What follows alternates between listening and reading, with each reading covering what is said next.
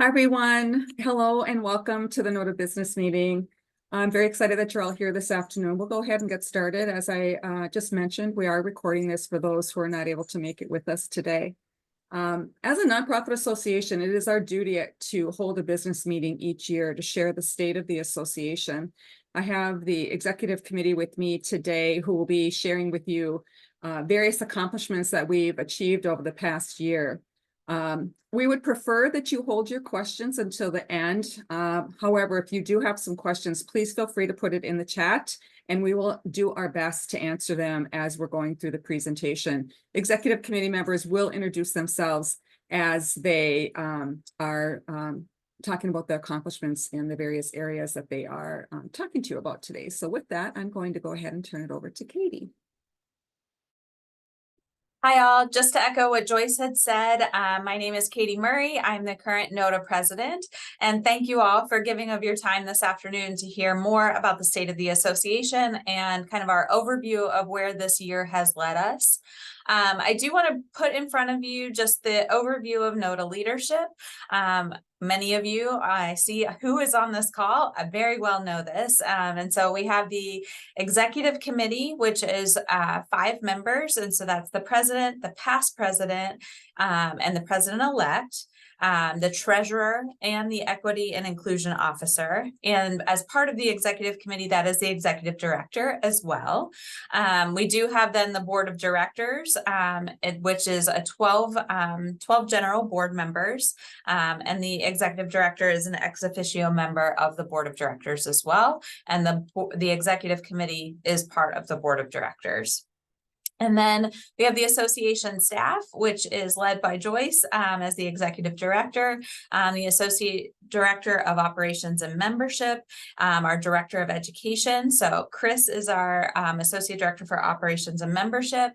Lisa is our director of education, and Alex is our administrative specialist. And so within the leadership of the association, we have our standing committees. And so if you were at the annual conference, you heard reference to a 3-legged stool or a 3-pronged approach. This is really where this comes into play, is with our standing committees. And so the 10 standing committees are listed on the screen in front of you. I'm not going to read through those, but each of those have a board member. It has an association staff liaison, and then our volunteer leaders. So it could be multiple if there are co-chairs there, but for the most part, it is that 3-prong. And those 3 should be working in accordance with each other to make sure meetings are scheduled to have all 3 represented. Each have its own function in terms of where that should be going. The volunteer leaders should be directing the course of the work in coordination with both the board liaison and the association staff. The association staff is really focused on the operations and guiding that content along with the volunteer leader, as is the board liaison, which is really keeping it focused on the strategic plan. Are we meeting the goals of our strategic plan? How does the work of this committee align with the work of the strategic plan? And Joe will get into that a little bit more as we continue on. But I did just want to take a minute to share that structure, just because I think in terms of governance, it's really important to think about who the executive committee is, who the board of directors are, and then how the volunteer leadership structure rolls up into those structures so that we can make good governance decisions as we lead the association. Thank you for that, Katie. I would like to talk to you, give you some updates about the membership. So we run reports twice a year for the board of directors, and we share that for the spring board meeting as well as the fall board meeting. So the numbers that I'll be sharing with you today are in comparison from fall to fall. So these numbers were the last numbers that we shared with the board of directors. So we had a total membership of close to 4,000. That is 130% increase compared to October of last year.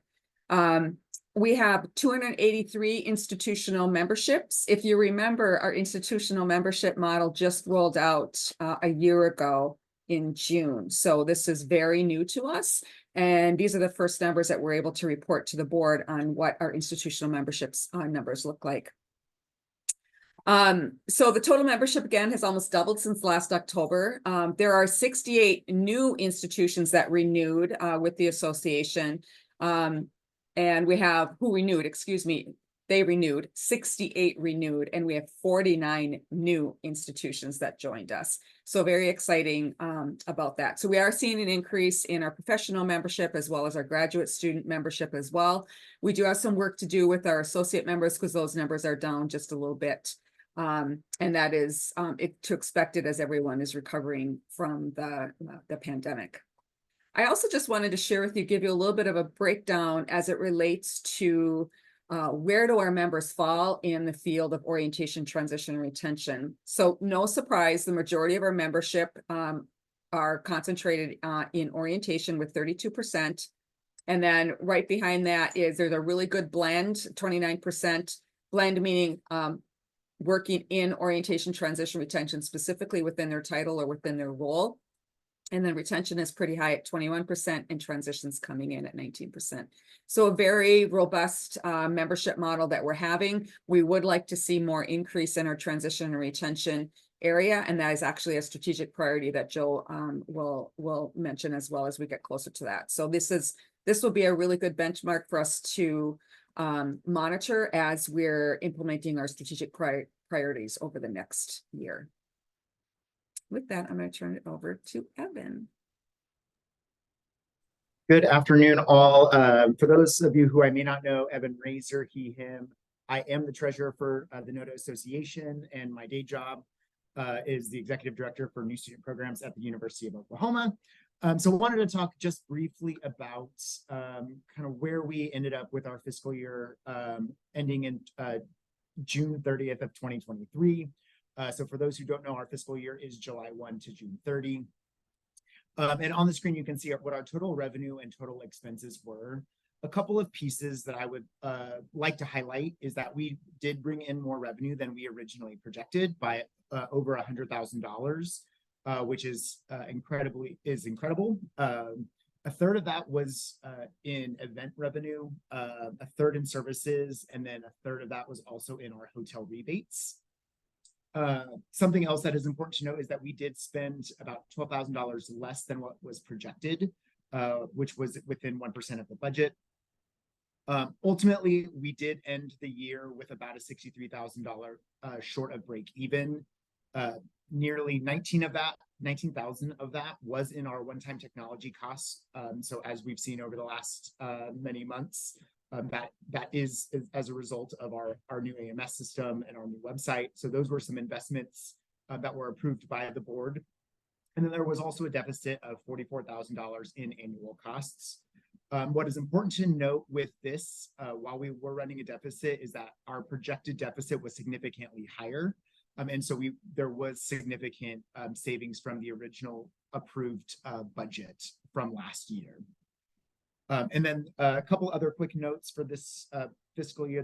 The board did approve a one-time disbursement of funds from reserves to cover those technology costs that I mentioned. At this time, we have not needed to remove the funds and we have currently been using existing savings and checking dollars, so that has not had to move from our reserve account.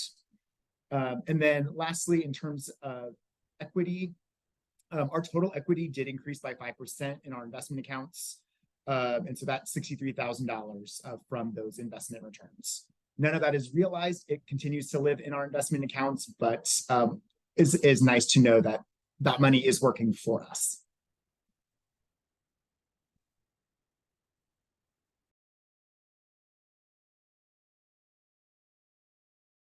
Good afternoon. I'm Jaime Mendez, past president of NODA. And today I'm going to talk to you a little bit about some of the motions that were passed this past year, from spring all the way through this past fall. And some of the main ones included to develop an internship advisory committee. And so this was to ensure that the annual internship process of the association aligns with the association's strategic priorities.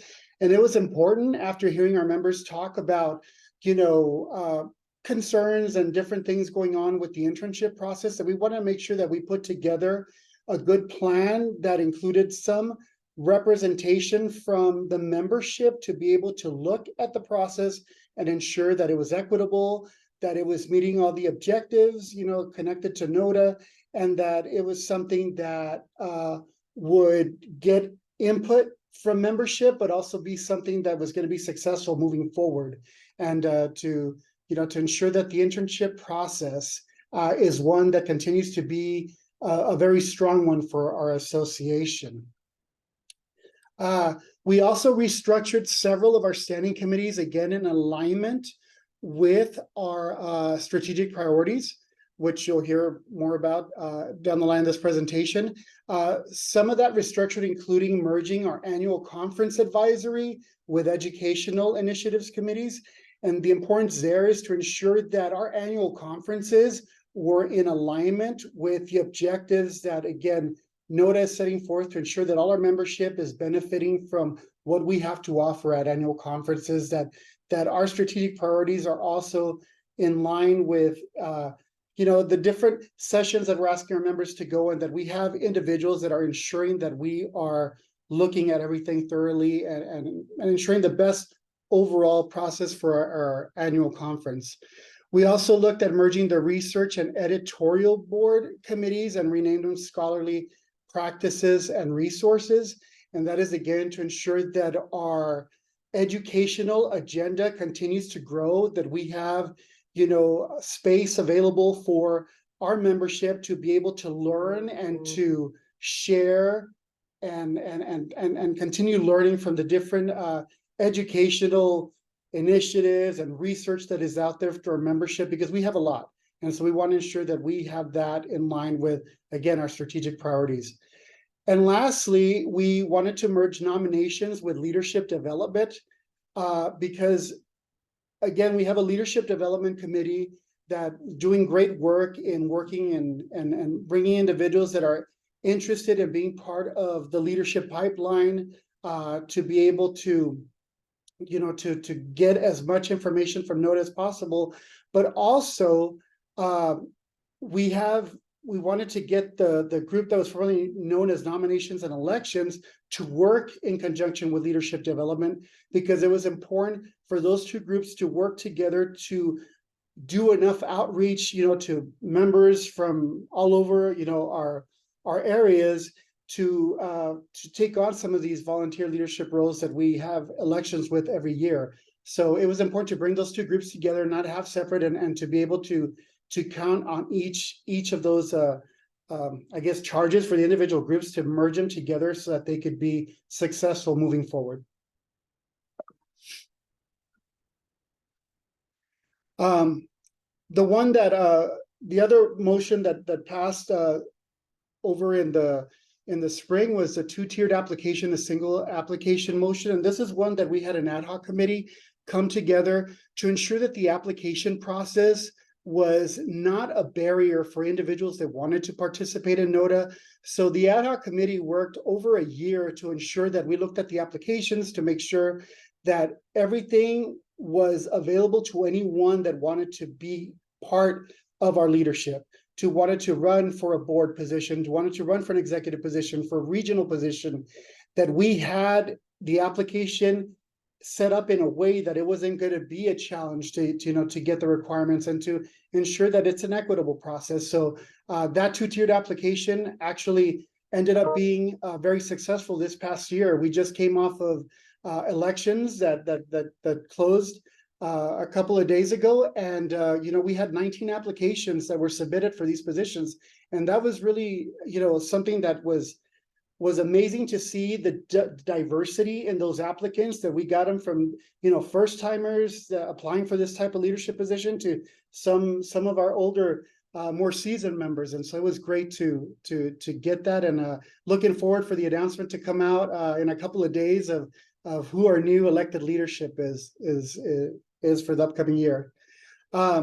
We also made updates to the bylaws and policy manuals to ensure that all of our current processes are being documented effectively, and that we are updating, any changes to the way we conduct business as an association, to what the requirements are for the leadership positions and some of our committees. So both the bylaws and policy manual were looked at by a group of individuals. They made the recommendations, brought them over to the board, and we were able to update some of that language that had probably not been updated in several years. So we are very happy to see that we have a very more up-to-date document on both sides. And I think it's for the betterment of the association moving forward. Next, we had the incorporation moved from Mississippi to Minnesota. So when NODA first got started, we set up to be incorporated in Mississippi. That's where I believe some of the leadership, the first group of leadership to do this incorporation was stationed at.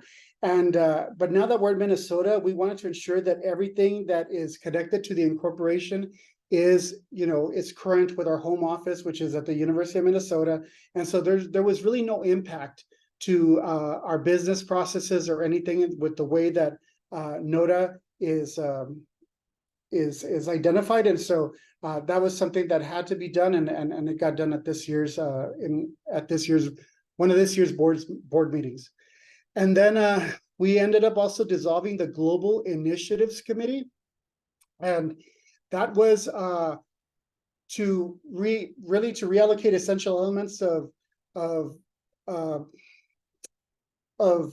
NODA, as far as like to ensure that we have an alignment with the mission and beliefs and values with our strategic plan, to ensure that there was a sense that the Global Initiatives Committee was lacking interest as far as getting members to be on the committee to take on some of the issues that that we see as global, and so we wanted to ensure that we put it together with what the association office is doing at the moment, because we're working with the association office to ensure that we have equitable practice, we have enough information that is really takes everybody into account. It looks at all our membership, looks at what their needs are, and ensures that everybody is getting the proper type of outreach, the proper type of information that benefits their institution and what they represent. And since our global membership was not growing as much over the past years, we felt that this committee would better be served if we dissolved it and we incorporated some of the workings with the association office and some of the other standing committees that we do have. And then lastly, we voted to transfer $17,000 from our investment accounts to our essential operations account with NODA. That is important because as policy puts it, we need to have a certain amount in our essential operations fund, or money at hand, to be able to pay for wages or to be able to pay for any outstanding charges that we have. And so at the beginning of this fiscal year, we were about $17,000 short from the $329,000 that we were supposed to have. And so we as a board voted to move some of that money from the high yield investment to ensure that we put into essential operations. And that just is, again, in line with our policy, and more than likely, actually probably 100%, that money wasn't going to be spent, because with the revenue that we bring in and everything that NODA gets in as far as financially through the different initiatives or the conferences and all that, more than likely that money would not be used, and that would be whatever is not used would go back into the investment account. So it's just, again, to stay within policy, to make sure that all our money is according to what we have laid out. So that's pretty much some of our motions that we passed this year. Thank you, Jaime.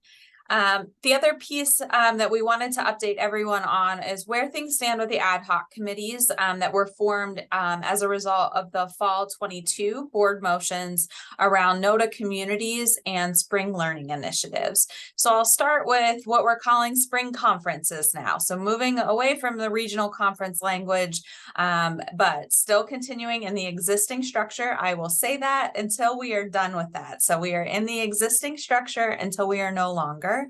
But right now, the work of Ronaldo Luna Gasad and his ad hoc committee really worked hard from January through the summer to pass on the recommendations from their ad hoc committee to the board, and we dissolved their ad hoc committee at the end of the summer board meeting. Where things stand currently is with the association staff. Most of the work that the committee has recommended is around logistics and operations, which that is the bread and butter of the association office. That is their job. That is what they need to be doing. And so they're taking those recommendations and will present to us phase one in the spring board meeting. And so that will be working with the RCC to develop the structure of the spring conferences, more surveys out to professional members about what they need from student training, auditing current regional conference learning outcomes, so gathering of the information of what already exists, what's working, and be able to tweak that into this new format, and exploring the real logistical challenge of the geographic locations. How do we maximize our conference participation with minimal locations, and what does that rotation look like? That was many of the recommendations from Reggie's committee, and making sure that we do include opportunities for professional and graduate staff. We heard that loud and clear from the original motion that was passed back in the fall, all the way through this process is the need to have that for both, and focusing on what the curriculum will look like for the students. And so this is working through the association office staff, like I mentioned. And so RCC is involved, leadership development will be involved, educational initiatives is involved, and really working to make sure that we have all committees that are impacted by this having some information about the process as it begins to transform. And so really looking at so Chris will be part of those are part of his working responsibilities within the association as finance, RCC, leadership development, and educational initiatives. But that is also with Lisa and RCC and the SLI consultant. And so looking at the spring leadership, student leadership initiatives that we already have. And so working with Carrie to see what might also be possible in terms of curriculum to be able to move this forward. And so the operations side of the work is a coordinated effort over the next couple of months, and that the staff will keep each of the committees informed, and also working with the chair of the committee and the board liaison. So that trifecta, that three-legged stool, really trying to make sure that all parties are aware of where we are. And the board will have an update as to what this may look like more in the spring meeting, and then also by the summer board meeting as well. So continued updates on the progress here. It is slow, and we want to do it right. And so that is why we're making this a phased approach and working with the association staff to gather all the necessary information to build off of what Reggie and his ad hoc committee has already pulled together as recommendations. It's always a lot. Sorry, I'm just wrapping my head back around some of this as well. And so our NODA communities ad hoc also formed last January. And so again, as a result of the motions that were passed last fall. And so this is to really work with and strengthen the relationships between community members, NODA members around different topics. And again, really focusing in on people, place, and program. And so this ad hoc committee was led by Dawn Miller, and the board liaison is Pearson. And so working collectively really from last January all the way through current. And so this committee is still working with the hopes of really moving this into our daily operations and regular operations in early 2024. And so with the people communities going next. So here's the brief descriptions of each of the program and professional committees, communities. So that is taking some of the feedback that we heard at the annual conference, where as orientation directors and new to NODA aren't necessarily people communities where they're not identity based, they're more professional based. And so moving that into the next phase of program and professional communities, people communities will really focus on our LGBTQIA+, our professionals of color. Those will be the first to roll out, and those will roll out in early 2024 based on all the feedback that folks have given us in terms of new structure and how to get a community started. That was gathered over the annual conference and a subsequent virtual meeting. The ad hoc is taking that feedback and bringing that back together, and I'm waiting on a final recommendation for where we kind of stand at this point in the year, so that as we move into 2024, we are launching people communities, followed by program and professional communities, followed by place communities. So that will be the order of rollout, and really working with NCC, the Network Coordination Committee, and Regional Coordination Committee, RCC, to help with that rollout of program and professional communities, and then the change to place communities. And so that will be the next steps in this process. But knowing that the work that has happened with people communities to get the structure set, to get the information set, we have not made any bylaw or policy changes. I wanted to make that clear.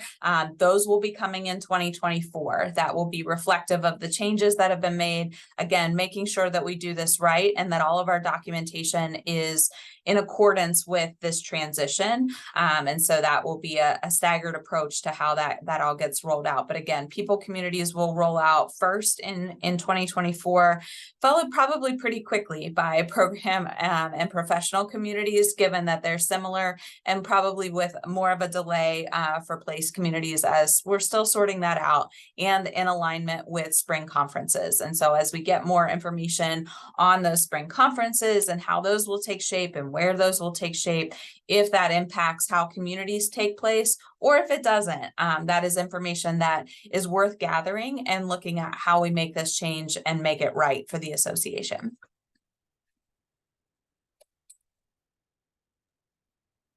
Thank you, Katie. For those of you who don't know me, my name is Joe Thomas. I use he, him pronouns and serve as the president-elect of NODA for this year, and am permanently placed at the University of Colorado in Boulder and work in student affairs there. A lot of the focus of what you've just heard is all rooted and centralized within NODA strategic plan. I'm going to put a link in the chat. For those of you who are watching the recording, you can find the strategic plan at nodaweb.org and then under the About NODA section to see the whole plan there. This was approved by the board of directors back in 2021.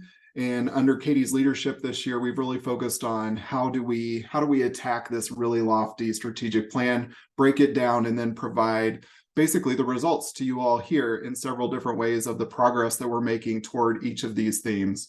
So when the board approved, this strategic plan, it included a new and updated mission statement, core values and beliefs as well, and then laid out several goals under these 4 themes that you're seeing on the screen, rooted in diversity, equity, inclusion, education and research quality, financial sustainability and stewardship, and then finally organizational infrastructure and effectiveness. Within the plan, when you're reading it and scrolling down, you'll see lots of bulleted items under each of these 4 themes. We broke those down into actually 42 goals. And at the spring board meeting this year, as a board, tried to prioritize how does this work look throughout the association? What are the most important things that we need to tackle now, given the environment either in the world, the environment in our association, the environment on our campuses. So the board worked this year to adjust basically how we would be implementing the plan. not only this year, but over the next several years, and narrowed that into, out of the 42 goals, into 5 areas of priority for the association. And they're sprinkled throughout all 4 of these themes. If you're a leader of a committee or a network or a region, that doesn't mean that we're not paying attention to all 42 of those goals. We're trying to make progress there, but we really wanted to highlight these things are the most important for the association in 2023, and those are carrying forward into 2024 as we've created a new cadence of how we're rotating in and out of whatever is most important to the association. So each fall during this business meeting, you'll hear about the new updated areas of focus or those priorities within the strategic plan. Katie announced those in the November 7th notification after we were all together for the annual conference this year. So I won't read the prioritized goals for this year, but we are going to break it down by theme and provide some updates here based on what we all together have been accomplishing just in 2023 alone. So I'll pass it over to you, Ahmad, to provide us a diversity, equity, and inclusion update. Hi, everyone. Ahmad Solomon. I currently serve as the Equity and Inclusion Officer, and then I am at the University of Louisiana Monroe. I serve as the Director of Orientation Programs and Special Events. And so when looking at one of the first goals, one of the first themes, we see that it's to provide opportunities to enhance competence and cultural humility through diversity, equity, and inclusion trainings, workshops, and experiences throughout programs and services. And so we know that the work of DE&I is ongoing, so it's not always something that's truly tangible. But one of the things that we can put a finger on this year are 2 things that we were able to accomplish. One is to come. So the first one would be that we announced Champion for Change. And so this is something to highlight the work of individuals who are champions for change on their universities and are doing the work or have programs that do the work that fully charge diversity, equity, and inclusion, but presenting this in a safe space because we know what climate we live in, and it's not always easy for everyone to say that they are doing diversity work on their campuses. And then the second thing is to continue with the momentum that we had at the annual conference with the DEI and OTR panel. And so we will be hosting a follow-up virtual conference in January that will have a whole new set of panelists as well as a moderator as well to kind of recap some of those conversations that we did not get to cover at the annual conference.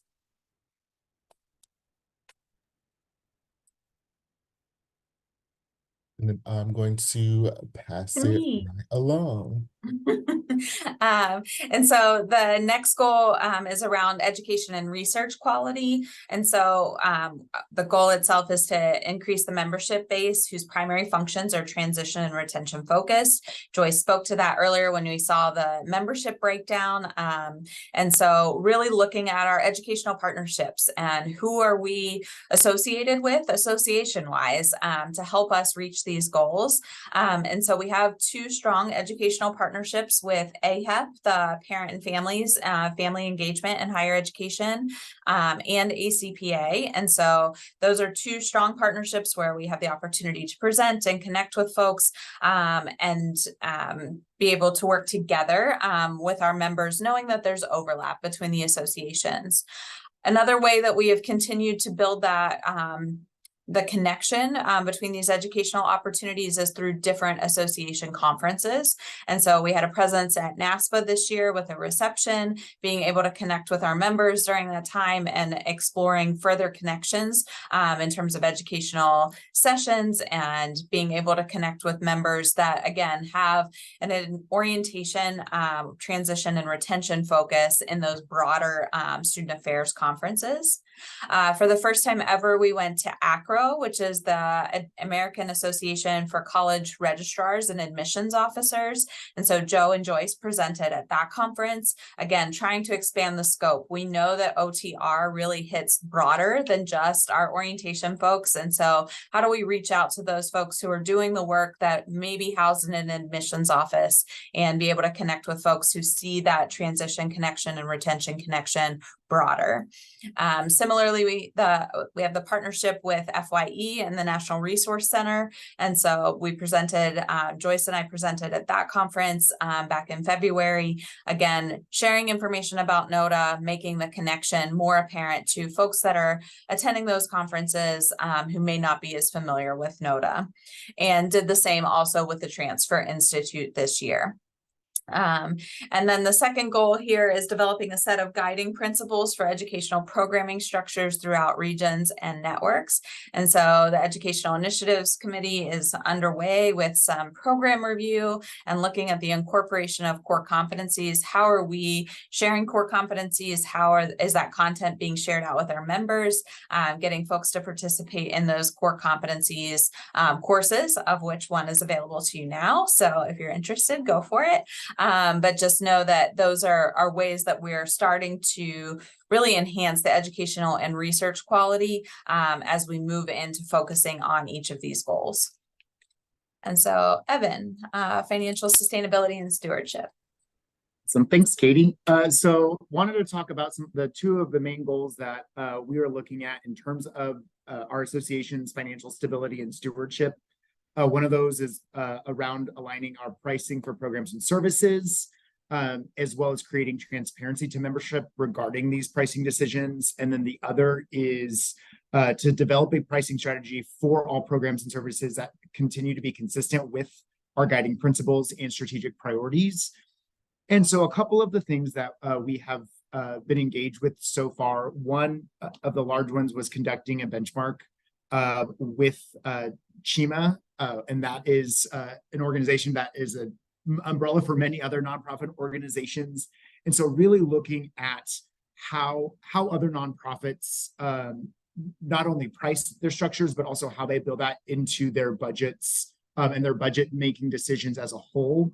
And so what has been great with the finance committee is we've really been able to dive into understanding what some of our other contemporaries do, so we can then figure out what's going to make the most sense for our association, given the work and the scope of what we do.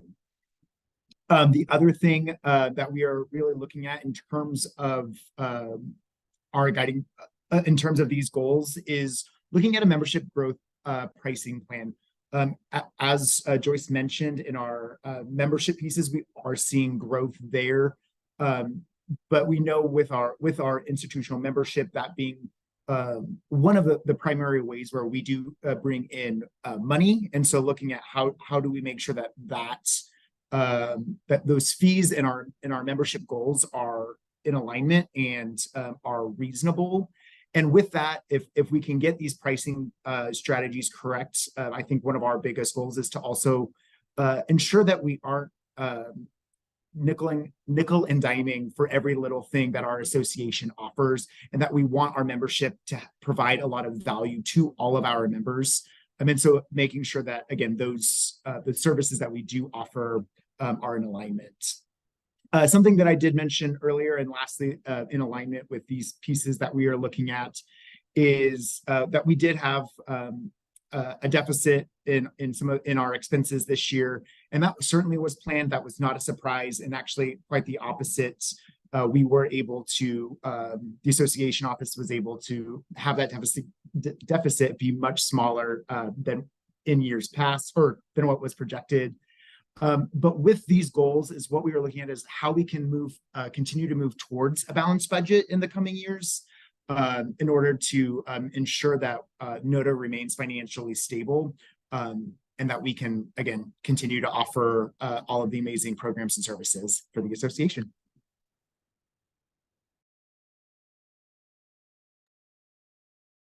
Thanks, Evan. So the final theme areas around organizational infrastructure and effectiveness. And this is really about engagement with all of our members as well as our leaders within the association to be able to provide more role clarity. And one of the ways that we've been able to do that is I'm very grateful to the board of directors for approving the funding for new technology for the association. Our previous association management software program, also known as the AMS, we outgrew that system. And it was really not the program that was working for us. So last summer, the staff were really invested in researching and looking at, actually that was before the summer, we implemented in the summer. We had leaders and volunteers who were working with the association staff to look at systems that were available to us, who responded to our request for proposal for the new program. And we came up with our new system that was implemented last summer. While we had a few bumps with the migration, the system, we're really excited about the system in that it's able to track our member engagement, including volunteer involvement, that we've never had the opportunity to be able to do that previously. So this will help us to know where our members are interested and engaged in. And I can give you an example of that. The Leadership Development Committee, we were able to pull a report out of the membership profile and send it to the Leadership Development Committee to review to see who was interested in upcoming elected positions. And so there was a tremendous outreach from the subgroup of the Leadership Development Committee to look at talking to those folks who were interested in those elected positions. The only way that we can do that is if our members keep their profiles up to date. So we did send out an email to the membership asking our members to update their profiles.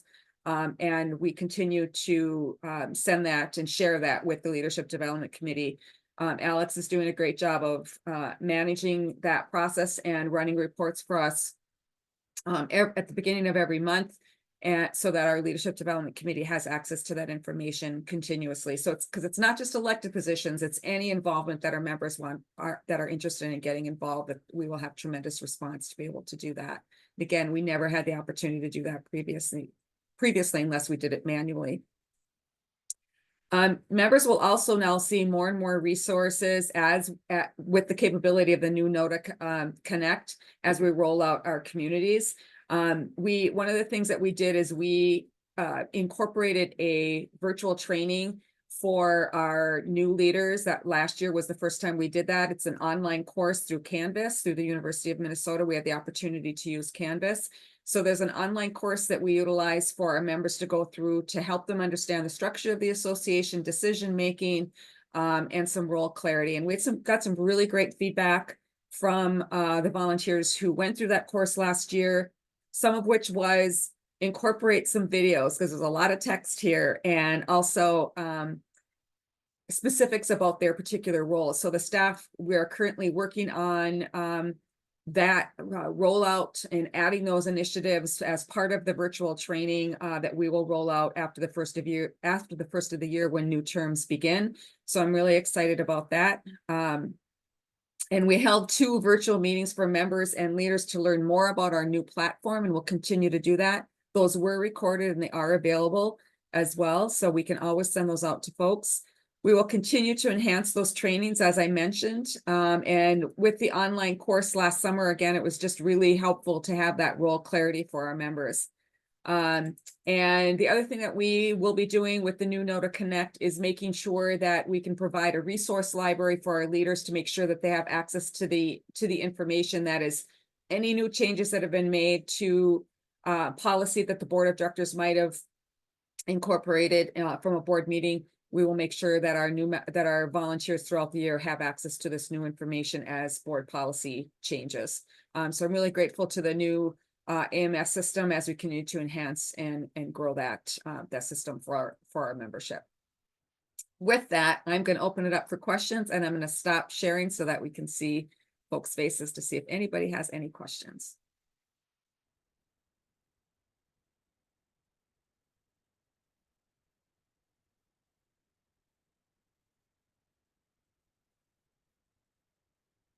Is there any additional role clarity or any additional feedback that the executive committee would like to add that we may have missed?